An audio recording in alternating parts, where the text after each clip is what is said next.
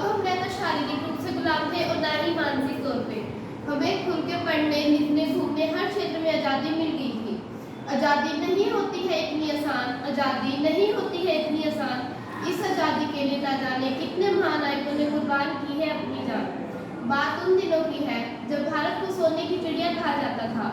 17वीं सदी में अंग्रेज व्यापार करने भारत आए और अपनी सैन्य ताकत को बढ़ाने लगे। उन्होंने कई राज्यों के साथ युद्ध लड़ा और उन्हें अपने अधीन कर लिया।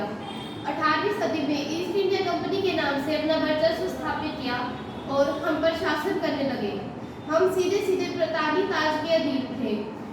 अंग्रेजों ने हमें शारीरिक व मानसिक रूप से प्रताड़ित किया। उन्होंने अनेक युद्ध किए, जिसमें सबसे प्रमुख था द्वितीय विश्व युद्ध। अंग्रेजों ने जलियांवाला बाग जैसी नरसंहार को भी अंजाम दिया। भारतवासियों का अपने ही देश में कोई अस्तित्व नहीं रह गया था। इसी संघर्षपूर्ण वातावरण में 28 दिसंबर 1885 को जोसेफ हेथली द्वारा राष्ट्रीय कांग्रेस पार्टी की स्थापना की गई। इसी क्रम में भारतीय मुस्लिम लीग की भी स्थापना की गई।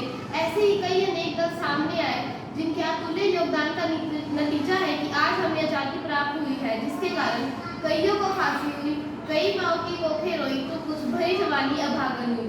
आओ झुककर सलाम करें उनको, आओ झुककर सलाम करें उनको, जिनके हिस्से में ये मुकाम आता है। खुश नसीब होता है वो खून जो देश के काम आता है। अंत में मैं अपनी वाणी को विराम देते हुए यही कहना चाहूंगी कि जिसके होठों पे गंगा और हाथों में तिरंगा है, जो कभी सत्य शिवम सुंदरम तो कभी वंदे मातरम कहलाता है, जो स्त्री को उसके स्वाभिमान से पहचानता है, जो ना कभी झुका ना कभी रुका। मेरा भारत आकाश सा बलवान और धरती सा धैर्यवान है। जहाँ डाल डाल पर सोने की चिड़िया करती बसेरा है, जहाँ डाल डाल पर सोने की चिड़िया करती बसेरा है, वो भारत देश मेरा है, वो भारत देश मेरा है। आज स्वतंत्रता दिवस के अवसर पर हम सब मिलकर शपथ लेते हैं कि आज़ादी की कभी शाम नहीं होने देंगे, आज़ादी की कभी शाम नहीं होने देंगे, शहीदों की कुर्बानी बदनाम नहीं होने देंगे। बची हो जो एक बूंद भी लहू की, तब तक भारत माता का आंचल नीलाम नहीं होने देंगे। जय हिंद, जय भारत।